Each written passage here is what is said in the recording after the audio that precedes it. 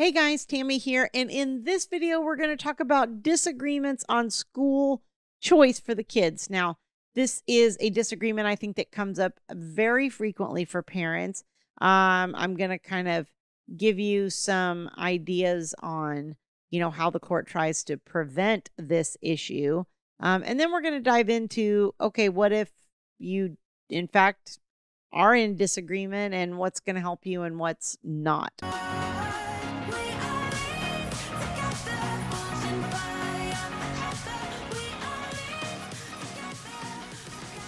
So as we dive into this topic, as always, let me just remind you, if you like this video, you like the content, don't forget to hit like. Also subscribe to the channel so that you get notified as new videos are released. And if you're one of the 70% that's watching this that isn't subscribed to the channel, please go subscribe. Show me some love. Helps me be able to create more content, helps more people find it, just all kinds of good things when you subscribe, okay? Now, when you're disagreeing with your co-parent on school choice for the children, one, I will tell you that you need to file sooner rather than later, because a lot of times I've seen people run into situations where they can't get in front of the court before school would start when they're having this issue, okay? So you definitely don't want to wait till summer. You probably want to file in, April, May if you don't have anything solidified for the next year. In most jurisdictions, you cannot get in front of somebody that fast. A lot of states have what they call primary placement, or the primary parent for school placement. So a lot of states will determine as part of the regular parenting plan which parent is designated for placement for school purposes. So, as always, you might want to just check your court orders, reread them, if they've been in a drawer, if they're covered with dust, if you haven't looked at them in a while. Maybe the orders were put in place when your kid was really young. Maybe that was put in there and you didn't even realize it at the time because it didn't affect you in that moment. You just never know. It's always my first thing is go check your court orders, see what it says about this issue. Now, for the vast majority of people, we have joint legal custody with our co-parent, and most of the time there is not a primary parent designated for school stuff. School stuff typically falls under the joint legal custody issue. And so if you have joint legal, there's two different kinds of custody, right? Physical and legal. Physical refers to the parenting plan. Legal refers to the decision-making issues around school, health, all that kind of stuff. So if you have joint legal, which the vast majority of people do, then the court expects you and your co-parent to reach agreement on where the children are going to go to school. If you can't do that, then, my first suggestion would be that you maybe get into mediation, that you at least try to have a conversation with your ex. And by conversation, I don't mean necessarily a telephone conversation. If you're in a situation where you're using a parenting app, Our Family Wizard, Talking Parents, then this is a discussion that, you would have in that app. And I would try to make multiple suggestions if you can, give more than one option, ask them questions about their suggestion. Really look at it and try to figure out what is the best thing for your child in this circumstance. And it's hard sometimes to put yourself aside, because I think sometimes, especially with school stuff, we can look at it and go, well, the child can't go to school in the other district because I can't make that work with my work schedule, or I can't, do this, that, or the other thing. And that does have some consideration. I think the court looks at that from both parents' side to a point. But first and foremost, they're going to be worried about what is in the best interest of the child, okay, as far as school goes. So when you're looking at different schools, one of the first places I tell people to go is, find out the school's ranking. Look at the ranking. Look at the stats. Look at their grades. Look at, what percentage of, if they're in high school, what percentage graduate, or what their test scores are, or, the different typical metrics that we use to assess schools. I know that, there's a website, I think it's called schoolgrades.com, that actually grades the schools like A, B, C, D kind of thing. And so you can look at your school versus the other parent's school.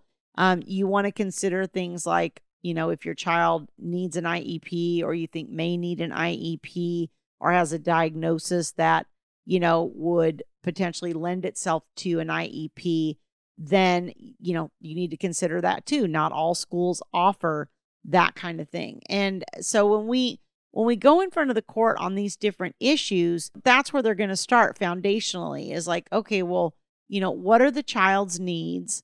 What schools have the capacity to meet those needs? If there aren't any considerations of that kind, then we start getting into, okay, what are the best ranked schools, the higher quality schools? And then, how far are those schools located from each parent's home? What does that do logistically? What's the current parenting schedule?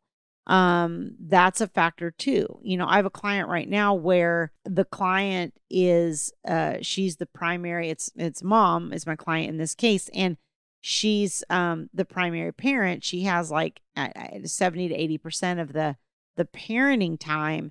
And dad is pushing for the children to go to school in his district 30 minutes away, when he only drops off one day and mom does the other 4. So, you have to look at logistical things like that. It's like, that's not reasonable. Like, why would we have the children, unless the school in mom's district is just trash? But if the schools are similar, then it's like, well, the court's probably not going to say, oh yeah, let's go with this school because it's in dad's district, so dad doesn't have to be inconvenienced, so that the children can ride in the car for 30 minutes one way, to get to school. I mean, when there's a perfectly good school 2 minutes down the road from mom's house, which is where they are 80% of the time, and that school is just as good ranked or just as quality or has the same programs or whatever available for the children. Okay, so we kind of want to look at it practically, again, not from our perspective of how it impacts us, because yes, I drove children for, 20 years. I've been parenting for 33. So my oldest son is 33. And then of course I had stepchildren that came along. And so I've been driving people to school and doing all that kind of thing. I did that for a long time, 25 years or something. I know that it can be an inconvenience. And I know that even with work and all of that, there are a lot of different considerations. But first and foremost, what the court is going to look at is what's the best option for the children. So if you're arguing with your co-parent based on what's convenient for you or what you can make work for you, that's probably not going to be the strongest argument in front of the court around this kind of issue. Okay. The other thing that happens sometimes is they want, somebody wants to change the school. They don't like it, or they're not happy with it or whatever, and they want to change it. And again, I think this goes back to the same kind of qualifiers, except that now you have the added part of your child's been in this school. So the fact that your child has been in the school is a argument for leaving them there, because the court kind of goes, we don't really want to disrupt the child. If it's not broke, don't fix it. We don't want to disrupt the child unless there's really a significant reason to do so. So again, if your child is in a place where they need an IEP and the school they're currently in doesn't offer it, and this school down the road does, that kind of thing. But if their needs are basically being met in their current school, then the court's tendency is going to be not to disrupt the child. So you have to weigh all these different factors and look at it and try to have a reasonable discussion with the other parent. And hey, look, if it's inconvenient and you can't get this kid there or pick them up or drop them off or do whatever, then you have to start to talk to your co-parent about, okay, are you able to help out with pickups and drop-offs? Can we get before and after school care? Can we, you have to start thinking outside the box on what are the other solutions to make that work if it seems like that's the school that's going to be the best option for the kids. Again, I know that can be difficult, but beyond factors of the IEPs or, special programs and things like that, and the academic records, the court will also sometimes look at what are sort of the extended programs that one school may have, like is there more music and arts or language classes available or different level of education that one school provides over the other.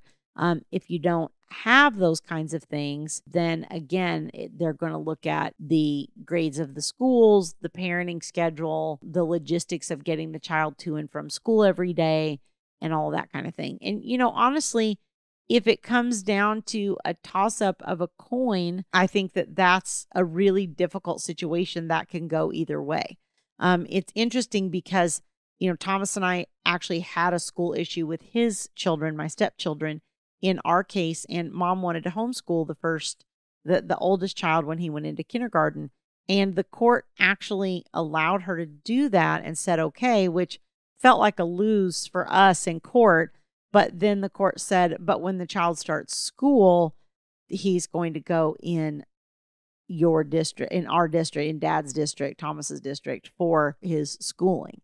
And so it was sort of like the judge gave mom a win, but then at the same time, long term gave us a win because then the child started regular school the next year and ended up being in our district. So the court does what they can and what they sort of intuitively is going to work, what they think is going to work over the long haul. Again, they've seen a lot of these situations. They see it day in and day out, and they actually most of the time will be pretty intuitive and have pretty good judgment around these kinds of things. I know in our situation, it did end up working out very, very well. I think for all of us, I think mom would agree that it actually ended up working well for her too, which she probably didn't anticipate at the time. So school choice can be tough, but you really want to do your homework on, like I said, the programs, the grades, how long the commute is, all of those types of factors that you can come up with of why it would be in your children's best interest to attend the school that you're wanting them in. If you'd like help navigating this or any other issue in your child custody matter, you can go to divorceuniversityonline.com/VIP-coaching. There's a link on that page. You can book a time to speak to a member of my staff, learn more about my services, and how I might be able to support you on this journey. See you guys next time.